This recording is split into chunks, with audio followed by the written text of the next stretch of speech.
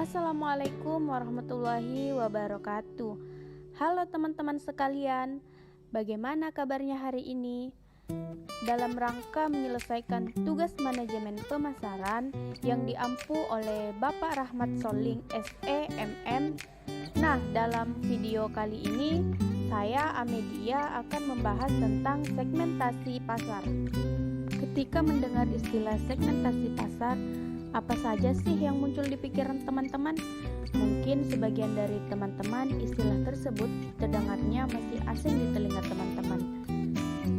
Tahukah teman-teman, segmentasi pasar atau market segmentation merupakan suatu pembagian kelompok pembeli atau konsumen dalam pasar tertentu yang mempunyai karakteristik, kebutuhan, serta perilaku yang heterogen agar menjadi pasar yang homogen.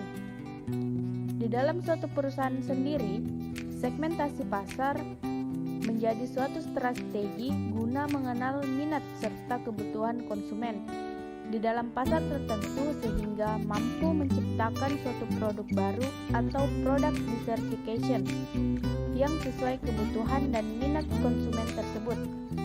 Dengan adanya segmentasi, pasar yang sebelumnya hanya satu akan berubah menjadi pasar yang sifatnya homogen. Nah, kalian jangan bingung. Mungkin sebagian dari Anda belum mengenal segmentasi pasar dengan pasti. Nah, saya akan menjelaskan mengenai tujuan, manfaat, dan syaratnya. Nah, teman-teman sekalian, apa sih tujuan segmentasi pasar? Tujuan segmentasi pasar terbagi menjadi 4. Poin pertama yaitu meningkatkan pelayanan konsumen agar lebih baik. Maksudnya adalah setiap pembeli atau konsumen pasti akan memperhatikan 4 hal yang penting ketika memenuhi kebutuhannya, yaitu yang pertama, harga, yang kedua, kualitas, yang ketiga, pelayanan, dan yang keempat, ketepatan waktu. Tahukah teman-teman bahwa pelayanan yang dianggap baik menjadi salah satu hal yang paling krusial di antara 4 hal yang telah disebutkan? Dengan adanya market segmentation, sebuah perusahaan bisa lebih mudah dalam memberikan suatu pelayanan yang sesuai segmentasinya. Berikutnya, poin kedua yaitu membuat strategi pemasaran dapat lebih terarah.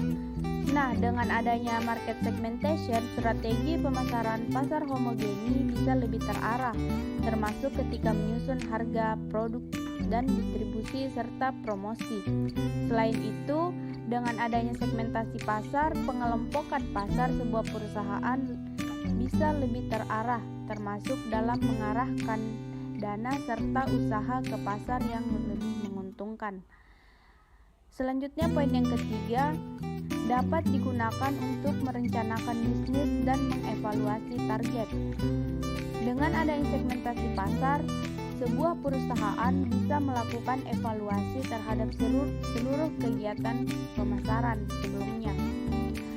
Hal itu tentunya dapat membantu perusahaan agar bisa mengetahui strategi pemasaran yang sesuai dengan karakteristik pasar, agar bisa menjadi acuan ketika akan membuat perencanaan bisnis ke depannya.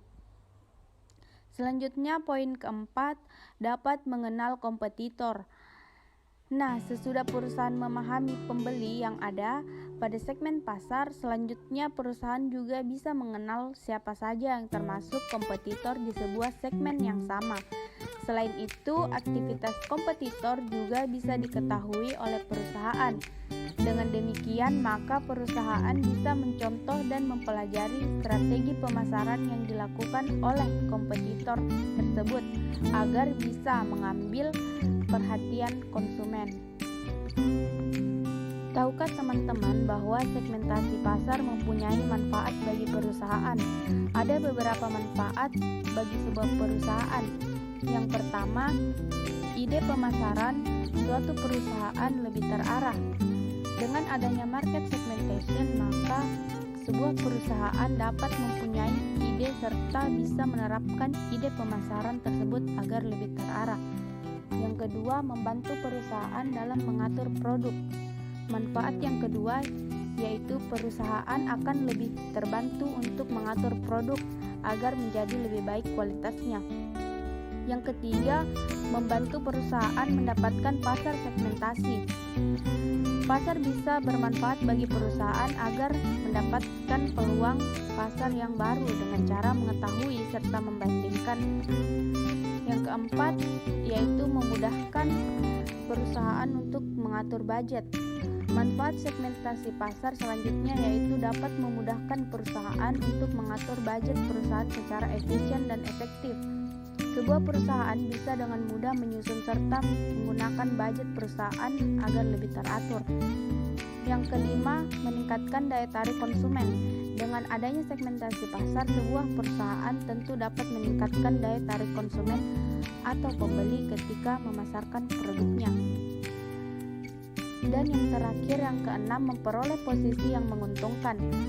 Manfaat yang terakhir yaitu membantu suatu perusahaan di pasar agar bisa mendapatkan posisi yang menguntungkan. Sekarang kita melangkah pada pembahasan yang terakhir, yaitu syarat-syarat market segmentation. Dalam melakukan market segmentation, ada beberapa syarat yang harus dilakukan.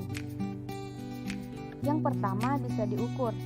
Maksudnya adalah syarat yang pertama yaitu dapat diukur, artinya pengelompokan pasar harus bisa diukur baik luasnya, besarnya, dan juga daya beli konsumen di dalam segmen tersebut. Yang kedua, bisa dijangkau. Syarat yang kedua yaitu dapat dijangkau, artinya segmentasi pasar harus dapat dilaksanakan. Oleh karena itu, strategi pemasaran yang telah dibuat bisa dijalankan serta bisa memberikan pelayanan kepada segmen pasar sebaik mungkin. Yang ketiga, cukup besar, yaitu artinya bisa memberikan keuntungan ketika perusahaan memberikan pelayanan. Kemudian yang keempat, bisa dibedakan.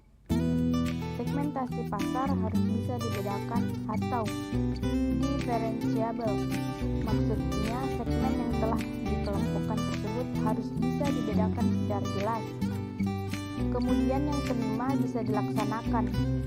Syarat market segmentation yang terakhir ini artinya harus bisa dilayani serta dijangkau sumber daya perusahaan.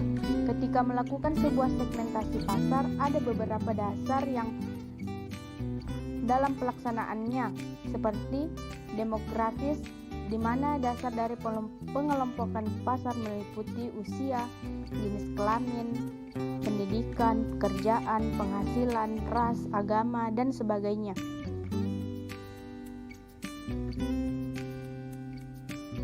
Teman-teman sekalian, hanya itu beberapa hal yang bisa saya sampaikan.